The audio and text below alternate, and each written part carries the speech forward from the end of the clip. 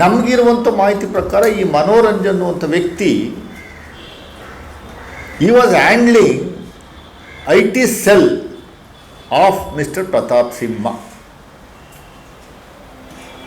BJP IT cell ಅಂತ ಹೇಳ್ತಾ ಇಲ್ಲ ನಾನು. ಪ್ರತಾಪ್ ಸಿಂಹ ಅವರ IT ಸೆಲ್, ಟ್ವಿಟ್ಟರ್ ಖಾತೆ ಇರ್ಬೋದು, ಫೇಸ್ಬುಕ್ ಲೈವ್ ಪ್ರೋಗ್ರಾಮ್ ಇರ್ಬೋದು, ವಾಟ್ಸಪ್ ಗ್ರೂಪಲ್ಲಿ ಮೆಸೇಜ್ ಕಳಿಸುವಂಥದ್ದು ಒಂದು ಟೀಮ್ ಇಟ್ಕೊಂಡಿದ್ದಾರೆ ಪ್ರತಾಪ್ ಸಿಂಹ ಅವರು. ಆ ಟೀಮಲ್ಲಿ ಕೆಲಸ ಮಾಡುವಂಥ ಒಬ್ಬ ವ್ಯಕ್ತಿ ನಮಗೆ ಇರುವಂಥ ಮಾಹಿತಿ ಪ್ರಕಾರ. ನಾವು ಮೈಸೂರು ಪೊಲೀಸ್ ಕಮಿಷನರ್ಗೆ ಮಾಹಿತಿಯನ್ನು ಕೇಳಿದ್ದೀವಿ, ದೂರನ್ನು ಕೊಟ್ಟಿದ್ದೀವಿ. ಈ ಇನ್ಸಿಡೆಂಟ್ ಆದಮೇಲೆ ಇಮ್ಮಿಡಿಯೇಟಾಗಿ ದಯಮಾಡಿ ಅವರ ಕಚೇರಿಗಳನ್ನು ನೀವು ಸೀಲ್ ಮಾಡಬೇಕು ಅಂತ. ಮೈಸೂರಲ್ಲಿ ಅವ್ರದ್ದೊಂದು ಕಚೇರಿ ಇದೆ, ಜಲದರ್ಶಿನಿ ಅನ್ನುವಂಥ ಗೌರ್ಮೆಂಟ್ ಗೆಸ್ಟ್ ಹೌಸಲ್ಲಿ ಕಚೇರಿ ಇದೆ, ಕೊಡಗಿನಲ್ಲಿ ಒಂದು ಕಚೇರಿ ಇದೆ, ಡೆಲ್ಲಿನಲ್ಲಿ ಒಂದು ಕಚೇರಿ ಇದೆ.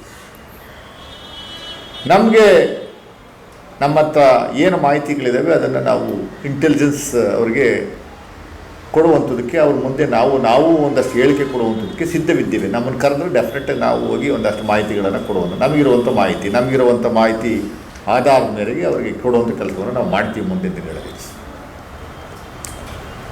ನಮಗಿರುವಂಥ ಅಥೆಂಟಿಕೇಟೆಡ್ ಮಾಹಿತಿ ಪ್ರಕಾರ ಈ ಮನೋರಂಜನ್, ಸಾಗರ್ ಶರ್ಮಾ ಮತ್ತು ಇನ್ನೊಬ್ಬರು ಝಾ 3 ಜನನು ಮೈಸೂರಲ್ಲಿ ಅವರು ಕಚೇರಿನಲ್ಲಿ 3-4 ಬಾರಿ ಪ್ರತಾಪ್ ಸಿಂಹ ಅವ್ರ ಜೊತೆ ಮಾತುಕತೆ ಮಾಡಿದ್ದಾರೆ, ಸಭೆ ಮಾಡಿದ್ದಾರೆ ಅನ್ನುವಂಥದ್ದು ಇರುವಂಥ ಮಾಹಿತಿ. ಅಲ್ಲಿನ ಫುಟೇಜ್, CCTV ಫುಟೇಜ್ ಇರ್ಬೋದು, ಬೇರೆ ಮಾಹಿತಿಗಳನ್ನು ಆಧಾರದ ಮೇರೆಗೆ ಪೊಲೀಸ್ ಇನ್ವೆಸ್ಟಿಗೇಷನ್ ಮಾಡಬೇಕು. ಪೊಲೀಸ್ನವರು ನಾವು ಹೇಳಿಕೆ ಕೊಟ್ಟ ನಂತರ ಅವರೊಂದಷ್ಟು ತನಿಖೆ ಮಾಡಿ ಅವರು ಇವತ್ತು ಹೇಳಿಕೆ ಕೊಟ್ಟಿದ್ದಾರೆ. ಮೈಸೂರಿಗೆ ಇವರು 3 ಜನರು ಬಂದು ಭೇಟಿ ಮಾಡಿದ್ದಾರೆ, ಮೀಟಿಂಗ್ಗಳು ಮಾಡಿದ್ದಾರೆ. ಎಲ್ಲಿ ಮೀಟಿಂಗ್ ಮಾಡಿದ್ದಾರೆ ಅನ್ನುವಂಥದ್ದು ಪೊಲೀಸ್ನವರು ಹೇಳ್ತಾರೆ. 100% ಪ್ರತಾಪ್ ಸಿಂಹ ಅವ್ರ ಜೊತೆ ಮೀಟಿಂಗನ್ನು ಮಾಡಿದ್ದಾರೆ ಎನ್ನುವಂಥದ್ದು ನಮ್ಮ ನೇರವಾದ ಆರೋಪ. ಪ್ರತಾಪ್ ಸಿಂಹ ಅವರಿಗೆ ಒಡನಾಟ ಇಲ್ಲದೇ ಇದ್ದರೆ, ಪ್ರತಾಪ್ ಸಿಂಹ ಅವರಿಗೆ ಮನೋರಂಜನ್ ವ್ಯಕ್ತಿಗೆ ಇಲ್ಲದೇ ಇದ್ದರೆ 3-4 ಬಾರಿ ಪಾರ್ಲಿಮೆಂಟ್ಗೆ ಹೋಗುವಂಥದ್ದಕ್ಕೆ ಅದೇ ವ್ಯಕ್ತಿಗೆ ಯಾಕೆ ಪಾಸ್ ಕೊಡ್ತಾರೆ ಇವರು? ಆ ಶರ್ಮಾ ಅನ್ನುವಂಥ ವ್ಯಕ್ತಿ ಇವ್ರ ಕಾನ್ಸ್ಟಿಟ್ಯೂನ್ಸಿ ಅಲ್ಲ, ಮನೋರಂಜನ್ ವ್ಯಕ್ತಿ ಇವ್ರ ಕಾನ್ಸ್ಟಿಟ್ಯೂನ್ಸಿ ಅವನು. ಇನ್ನೊಬ್ಬ ಝಾ ಅನ್ನುವಂಥ ವ್ಯಕ್ತಿ ಇವ್ರ ಕಾನ್ಸ್ಟಿಟ್ಯೂನ್ಸಿ ಅಲ್ಲ.